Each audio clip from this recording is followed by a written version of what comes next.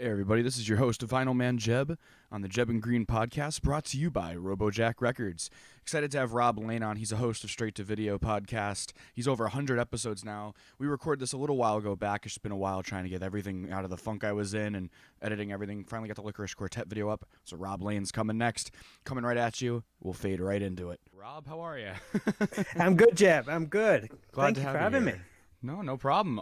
First question I want to just start off right away is, when did you start the Straight to Video podcast? Like many current podcasters, I started it during the first lockdown. Around when would it be? Probably around May, June, something like that. So I'm coming up to like 1 year anniversary to it, but it's something I've been thinking about doing for, probably about 5 or 6 years, something like that. I was a big fan of like Kevin Smith and his podcasts. Mm-hmm. He was the first guy who introduced me to him, and I used to love listening to his when I was going on to gigs or driving to rehearsals. I always had a Kevin Smith, Jason Mewes podcast on. But I am the least technical person on the planet, so it took me a while to get my head around all the gear and stuff like that. Oh yeah. I think it'd be simple. I think it'd be just mic and just mic and record, but no, it's so much to it. Well, they say you can do that. They say, "Oh, just get your phone and go for it." But I wanted it to be at least kind of a decent level in quality, because I've listened to podcasts before and turned them off if it's unlistenable. Yeah. So I needed to hook people in somehow. You've done a great job. I started watching, when I told you, I think it was a couple months ago I started. I mean, the Ken video was what got me interested in your podcast, which is great. Right. Because you get, that's why you do a podcast. You hope to gather the fans of the people that you're interviewing to then check out your other episodes too. Exactly, yeah. Here at the Jebb and Greencast, we've been very fortunate to have people check out one episode and then sub, and then all of a sudden we have, listeners, they're coming in. So it's been like, that's right. incredible. Yeah. I mean, I check out I'm one of those people who check out all the statistics and the downloads of each episode. Then all of a sudden you'll see like pretty much every episode's got one new listen. So it's like, oh, that must be a new subscriber downloading them all or something like that. So it's always encouraging. But the Ken Stringfellow episode was great. I mean, I've been a Posers fan for since the mid-90s. Yeah. Our show knows. So it was great. The guy was awesome. Yeah. Someone who's been out there so long, got so many stories. Incredible just stuff pleasure too. to speak to. Yeah, Yes, I was surprised at as many stories as he has. He never runs out of material to tell, and it's incredible. And it's like, wow, it's like he's been on a million podcasts. My first interview ever was with him, and it was just something so special at 17. It was like, whoa, just opened my world to a whole new thing, and it was. How great is it though when you reach out to somebody from like one of your favorite bands and like, yeah. Yeah, I was like, is there money involved? Like something, just because I just like you get so shocked. You're like, you serious? And it's just like, I've been try to reach out to artists now that are newer and upcoming, and the management's like hard to get a hold of and like hard to right. But with these older guys that I've looked up to, and these people that you're trying to interview too, is like they who have the management know the bands that I've had on the show, and it's like I thought it'd be a leadway, but a lot of times they're usually busy with promotions, or you got to catch them at the right time. But I've been so fortunate. Usually it is. If they've got a new record out, it's usually a lot easier to get them because they're on the promo trek. They're like, anything. We'll take anything. And it's great. I mean, I've been trying to get a hold of like Emma Blackery. I really like her stuff, and she's newer. Highly recommend her to anybody that's listening in. What kind of stuff? Kind of like Paramore. So they're cool. pretty much like Paramore. She's like Paramore, but she's got her own style and all original way of doing it too, a mix of everything. But that's how it just like, I hate comparing people because they're their own person, but it's like as humans we do that, just to make sense of it. But it's like, there's a lot of Scottish bands that probably are tired of getting that hey, you sound like Teenage Fan Club. It's like, well, it's not a bad comparison. No, it isn't. That comparison. No, I love that. My next question for you is, what made you want to start the Straight to Video podcast? Well, I don't know if you're aware, probably around, I think it was in the early 2000s, I had like a music magazine fanzine type thing called Trash Pit. It was like the proper old school print publication.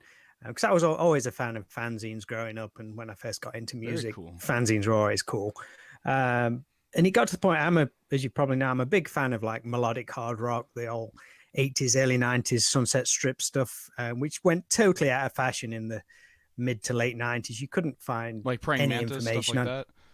No, I'm talking Oh. all your Bon Jovis and your Poisons Oh, and okay, okay. all the proper Sunset Strip stuff, the big Awesome. hair metal, as a lot of people call it. Yeah. So yeah, that went totally out of fashion. So nobody was covering that kind of stuff. So I was like, screw it, I'm gonna find out myself what these bands are doing, because I know they're still around. And it was kind of, internet was getting, well, it was pretty big around then, but like MySpace was coming in and stuff.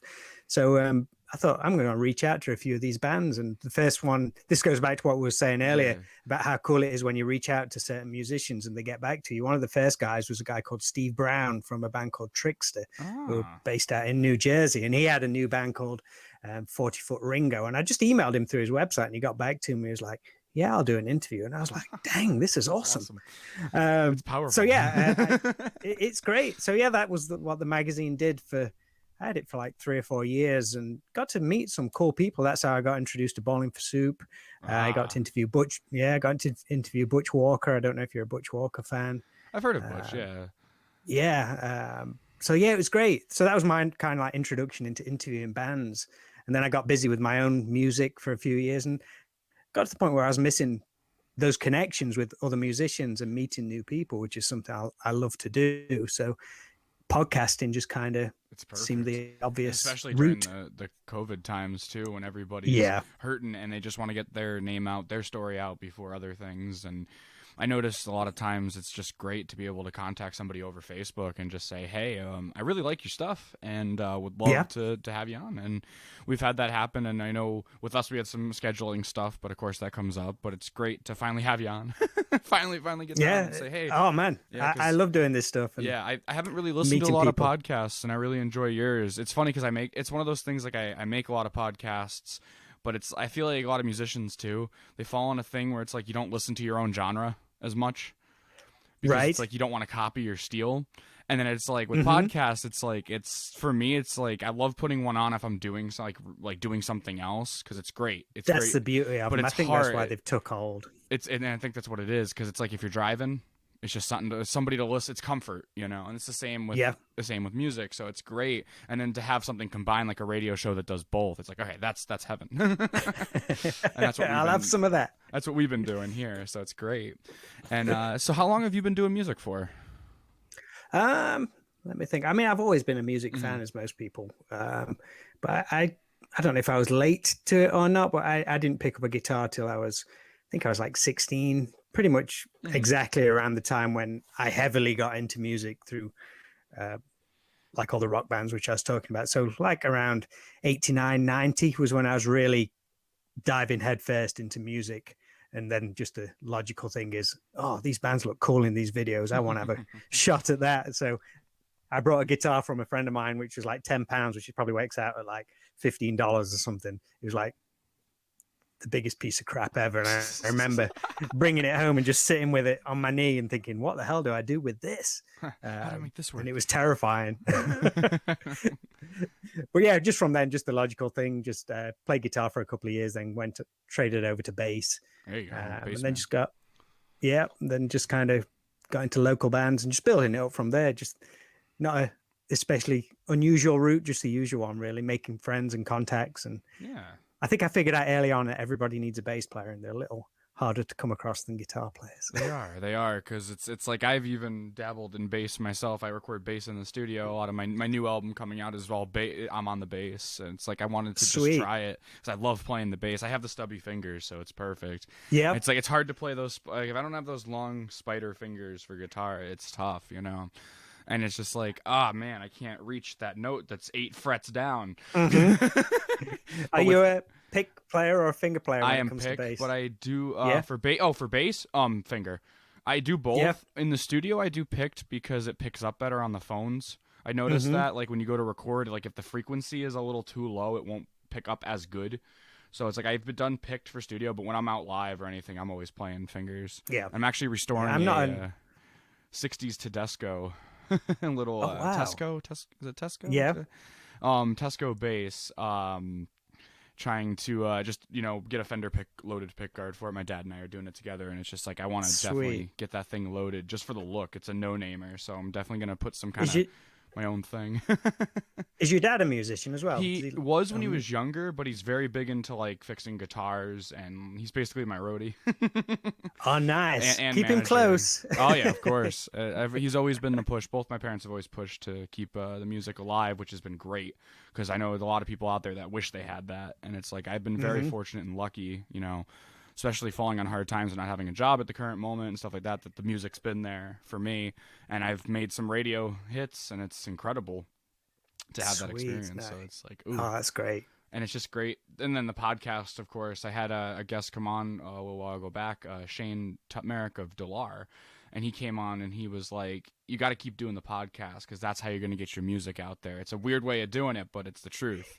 Because you're that's why they say it's like these yeah. podcasts are like a platform for whatever your other business or your passion is. It's a great launching platform for it as well. So for sure, man. Keep at it. Yeah, my gal and I want to start a 80s retro podcast. So that's, nice. We'll definitely have you on as a guest if that one gets started. I'm in already. Count me in. Perfect. Yeah, because we just have a nice roundtable discussion. So you played with Jarrett from Bowling for Soup. What was that like?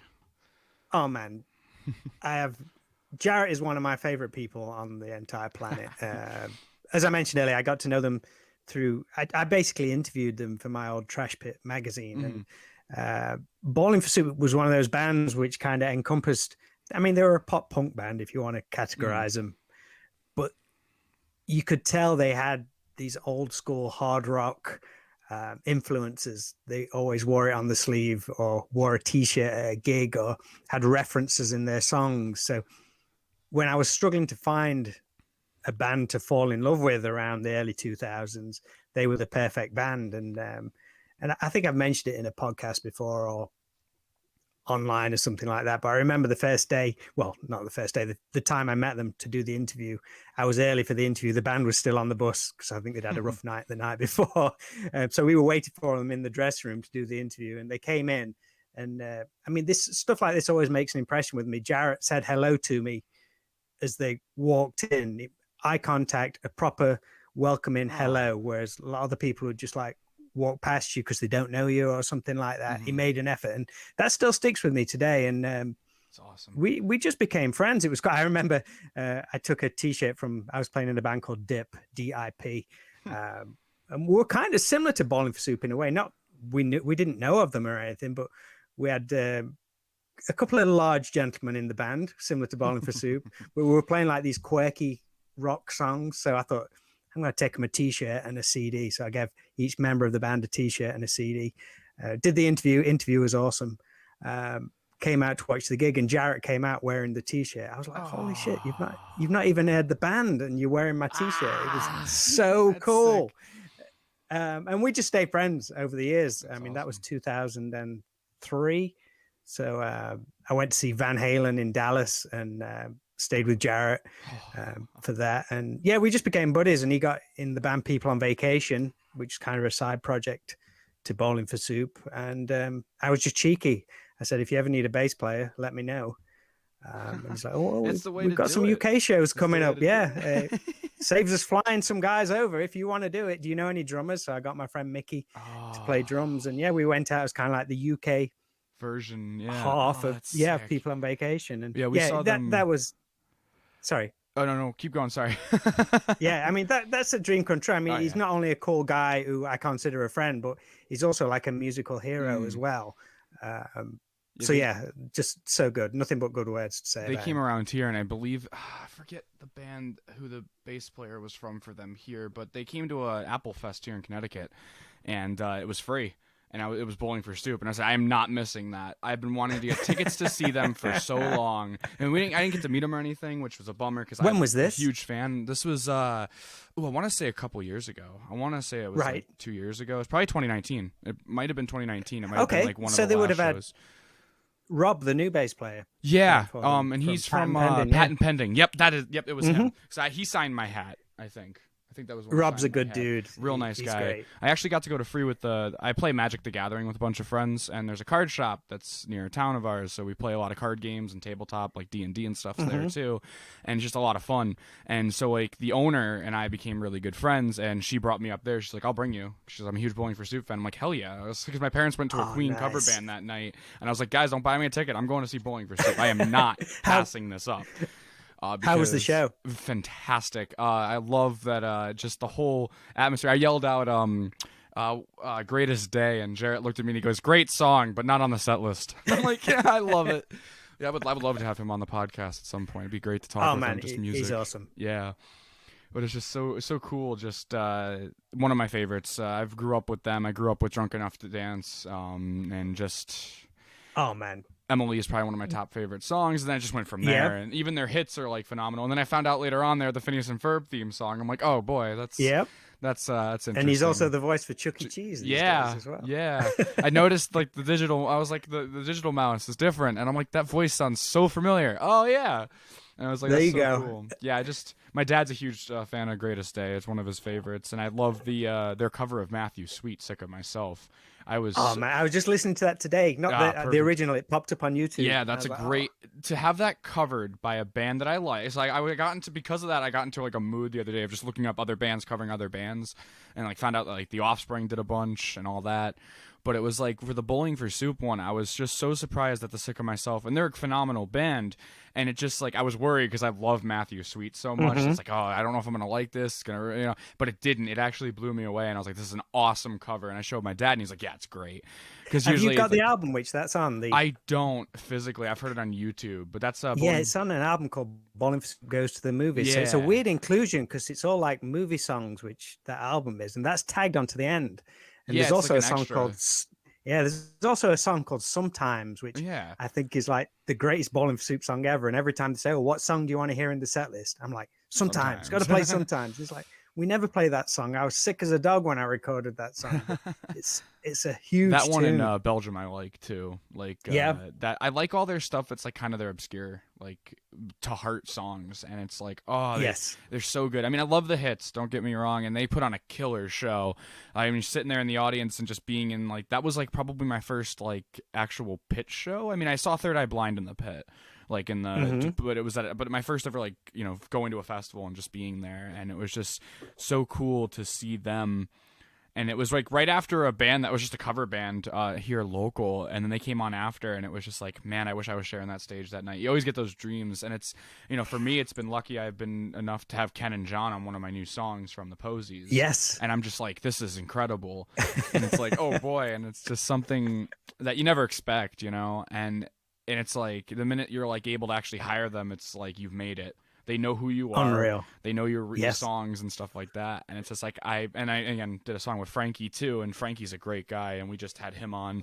I just finished editing that podcast actually this morning, and I was like, hey Rob, I'm good to go anytime now because I finished editing. So, and then we have one coming up with the Licorice Quartet. With Eric Dover, Roger, and Joseph Manning Eric Jr. is a talent, dude. Oh yeah, I'm good friends with and Tim Smith too. But I keep forgetting to mention Tim. I'm sorry, Tim. The next question for you is I wanted to talk about your business, Arcade Frames, on Etsy. What started that? Strangely, someone gave me like what is essentially the similar kind of thing which I do now as a Christmas gift. It's basically just what they call a box frame, but with like Lego minifigures in there, and it had all these horror characters. Oh, this is cool. This is awesome. But I think I could do it a little bit better. There you go. Yeah. So that was the kind of thing. I just started looking online. You can buy all the little figures. I mean, Lego's huge. It's never going to go away. Yeah. I mean, they do like Lego figures for everything these days. And I think you can make custom ones now from the website too and stuff. Yeah, that's kind of I'm trying to move more into that kind of way of it. Exactly what you need. Yeah. So I started making those, buying the figures, all these little horror figures like Freddy Krueger, and I found some Lost Boys ones, all kind of stuff which I'm really into, and started selling them, making a small Etsy shop, and people seem to really like them, and a lot of people do them, but I mean, it's, as you know, 80s movies and early 90s movies, it's a big passion of mine. So I think that shows in the work I do on these frames, and I started doing like little Comic Cons, and people really got off on them. So I'm trying to expand it even more now. I mean, I was working for a print company for like 20 years or so, and I recently quit that job to kind of focus more on both the podcast and the Oh, hey, frames. So wow. that's kind of the route which I'm going down. But the whole COVID thing put pay to Comic Cons for a few months. So hopefully later this year they'll be back. But yeah, That's arcade cool. frames, it's a lot of fun. So yeah, I'm moving. But I always get the most random requests from people. I've got like 50 or 60 different designs in my store. And someone says, "Oh, but can you do a such and such one?" I like some more random request. Someone got me to do a Rush, you know, the band Rush Ooh, from Canada. yeah. I'm like, freaking Rush, like they've not got the most, I don't know what the word is, but when you think of them, you don't think of the characters of the band like you do Guns N' Roses and stuff Yeah. like that. So I'm like, how do I do this? But I did it. I managed to do a Rush one, and Challenge yourself, yeah. yeah. And someone That's requested cool. the film Streets of Fire. I don't know if you know that from the 80s. No, I'll have to check that I'd one never out seen too. it. I'm like, what the hell's this? Yeah, and it's good because then you get to check out something. Gives you something to check out too. Exactly. And And that it's film actually held up. I was quite ooh, impressed. there you go. Yeah, I like the. I really like the journal, the notebook. My girlfriend's keeping it in the wrap there because that was another thing too. The added on like looking like it was in a store from the '80s with the Oh, plastic. sweet, I man. was like, that is sick. And she was like, I'm not opening this now. I'm like, yeah, don't. Oh, I said, nice. I would keep. It's like one of those things that if I was to buy it, I would put it, like just keep it on the shelf and stuff. But she's so happy because Army of Darkness is one of her all-time favorite movies, Oh, so it worked out well, that really all well. kind of expanded from. Yeah. I've got a project called Straight to Video, which obviously Mm-hmm. ties in with the name of the podcast. But that was all started about almost getting on for 10 years ago now. But Wow. that's doing like movie soundtrack cover songs. That's where the Straight to Video name came from. And then I Oh, kind of, okay. Oh, that links to 2 and 2 because yeah, you sent me two of the singles there and stuff, and okay, that's that's right. Yeah. really cool. Oh, all right. So the podcast is kind of an extension for it. I It's like my that. way of getting everything retro, 80s and 90s That's all under awesome. Well, one we'll heading. definitely have to have you on when we do our podcast. We're still trying to figure out. Our first episode is going to probably be "Say Anything," is what we've been talking about because Oh, it's our sweet. Yeah. movie. It became that I realized I am very much like Cusack as a person, so I was like, oh boy. So I was like, it's a good movie. As a person in the character in the movie, I Yeah. should say, not as not as him, but as the character in the movie. But I love John Mahoney Excellent. too. And I was Right. like, I was so rest in peace. I love Frasier, so I was just so excited to see him in that role. And I was just like, oh man, there's just so many good sitcoms from the '90s, stuff like that too, that we could talk about later on, like Wings. So there's just so much things we could talk about on the podcast. So I'm kind of, and it'd be good to take a break from the music one, just because music is my life. So it's good to have something, another hobby, Yeah. driven by her. So at least she's involved and have fun with it. And I have the setup at home to put two mics in, so we could record at the same time. Oh, that'll be great. So And I'm it's always hoping good to soon. revisit those films as well. Yeah. Oh, and it's fun because then you get the movie night out of it, you get a date night out Yeah, of it, and exactly. then you got the podcast, the business side of it. So it works out good. So I'll move on Awesome, to the man. last question, which will probably be a good one to end with. And really glad to have you on. Thanks Man. for. We'll have to have you on again when we do some of the movie stuff, or we usually do band chats too, where we have a bunch of people come on and talk about one band, and we try to get like other connections involved. And I'm looking for guest co-host at some point, so I'll reach out to you Oh, if you man. would wanted to Yeah, I'm co-host or something. available at any time. Awesome. Just ask. Oh, sweet. That'd be great because with the co-host on break, I like to. It's kind of like having the Jeopardy, what they're doing now with Alex gone, rest in peace too. Having the people come on and guest co-host. So it's like, all right, I'm gonna do that. I'm gonna have guest Yep. co-hosts that have been on the show before, come up and maybe interview somebody new, so then they have a connection. People Sweet. involved. I like doing that. So I'm gonna reach out to Ken at some point and be like, hey, you want to co-host? Do something him on different. That'd be so cool. Yeah. So my last question for you is, what is your? I'll do this one first. What's your favorite movie of all time? You can't ask people that I question. know. That's why I said top the 5. That was my impossible second question. Was the top 5 80 movies of all time? But that's a tough one too, especially for movie lovers such as ourselves. I had to think about it. Favorite movie of Mhm. all time. I mean, I can't answer it. I got you. I can't answer that question. got But you. there's a couple of films which I do constantly revisit, and I've got the actual movie posters in our hallway. That's cool. And as we're talking about music, they're both music-related films, but Ooh. Almost Famous. Great movie. Never fails. The Cameron Crowe Fantastic movie. movie. Oh, and I always go just to the original cut, not the director's cut. Mhm. I think everything's in there what you need to see, and I always cry at the right moments and laugh at the right moments. Same here, and that's a good movie. Oh man, it's amazing. I watched it in the last 12 months and loved it as much. I think I love it more every time. Yeah, because you find something more to appreciate about it. Oh god, yeah. And I feel like we're the main character, like both of us. Like the fact that like this young journalist just trying to be, and I feel like I can identify as the character as much. And with you having the fanzine stuff is really cool. And it's just like similar type thing, and it's like Cameron Crowe's just, and you realize it's like, oh, this is his life. This is his. Exactly. It's like even cooler. It's like, oh, this is awesome. And I love Cameron Crowe. I mean, hey, Say Anything, directed by Cameron Crowe as well. So there you go. Like, oh, there we go. And it feels so real. Everything about that film, just that those early scenes where he first meets Stillwater, and Kate Hudson grabs his hand and takes him to the side of the stage as the lights go down, and it gives me goosebumps just thinking about it now. So Almost Famous is up there, and I'm also a fan of the film Backbeat. Sutcliffe, the original bass player. I just watched that for the first time. That's a really good film because a lot of people forget about Stewart too, and it's like, oh man, I've got a tattoo of him on my arm. There you go. Yeah, his story is just the whole Backbeat story. I know they obviously took some liberties because it's a film. It's got to be entertaining. Yeah. So there are some elements which perhaps aren't true, but if you just take the blueprint of his story, it is almost like a movie script. It's unreal. It's unbelievable. It's crazy. And Stephen Dorff is amazing in that role as well. So if I had to pick two films which I can constantly watch and probably watch every year, I would probably pick those two. And for me, it's That Thing You Do and Scott Pilgrim. My two. Oh, nice. I feel like Scott Pilgrim helps around my age group type thing, but it's for everybody. And it's just great, though, because it's for everybody. It's retro. It's everything. And then That Thing You Do is just because I love the 60s bands, and it's just a perfect cast. Steve Zahn, everybody, and including just like all these guys that, I like how I mentioned Steve Zahn only, but there's other members. But I just love that movie. The soundtrack being Adam Schlesinger, rest in peace. Wow. I was so upset about that. We did a Fountains of Wayne chat right around the time that happened with Eric Barrow and Tony Goldmark came on the podcast, and we did that, and it was just, part of me was like dying inside because it's just like Adam's not around anymore. That cat wrote everybody, so many dude. Movie soundtracks. The time, like I'm watching a movie like I forget what the name of the movie was. It was with Hugh Grant and Drew Barrymore, and I can't. Okay. Music and Lyrics. Music and Lyrics. Yeah, that is.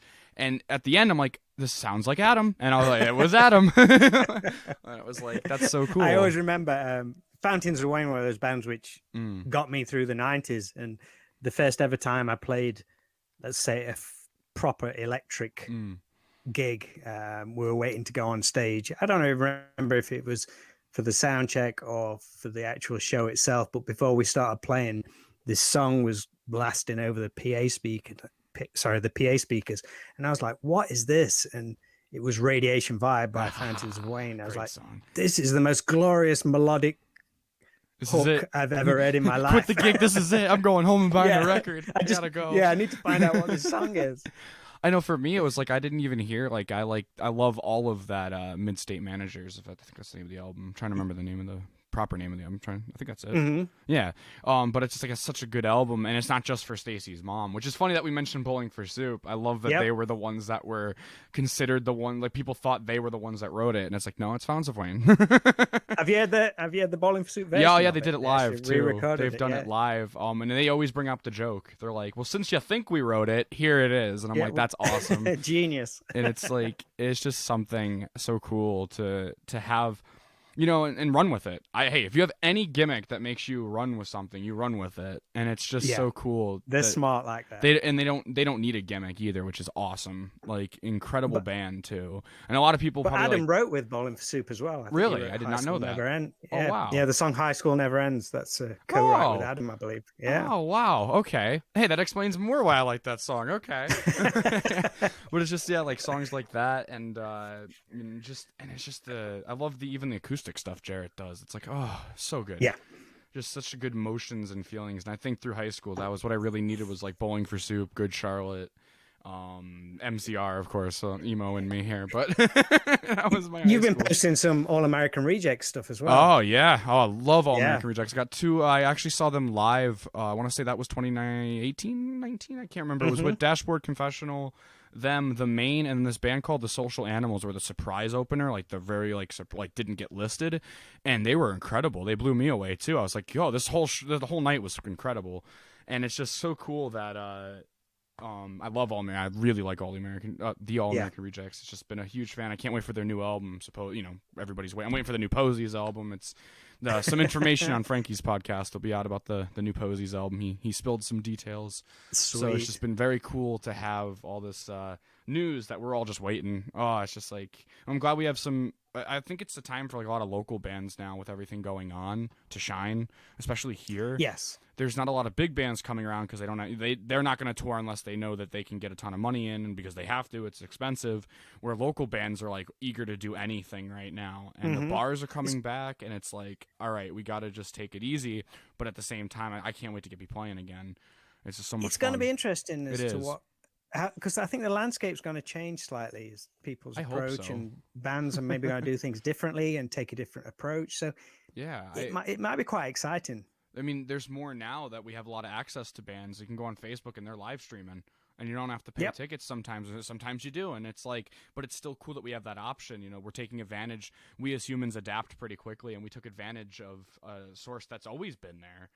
But given time, it wasn't perfected till now. I think and it's still not perfect, but live streams have bugs and stuff. But at least you could still see bands like at home in comfort of home, because you have to have live music. It's just as much as you have to have comedy too. For sure. You need both. There's so many ways to support bands as well Yeah. these days. I say the landscape's changing and Bandcamp's it's great. exciting.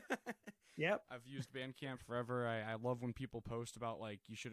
I like streaming services are good. You get your song out there, but man, if you need to financially be supported, it is not the way. Oh my god. Bandcamp is perfect. Excellent. But thank you, Rob, for coming on. Really was great Oh to man, talk you're with you. welcome. Anytime you want to talk about either music or Yeah, 80s I'll just movies, call you one time I'm to in. even just talk. Thank you for tuning in. I hope you enjoyed this episode with Rob Lane. Check out his podcast, links down below on the YouTube channel version of this. And if you're listening on Anchor, check out our YouTube channel and sub. All the links are usually on there. And if you're on Spotify, Anchor puts all there everywhere. But also, thank you all for supporting the Jebb and Green cast, brought to you by Robo Records. More to come soon.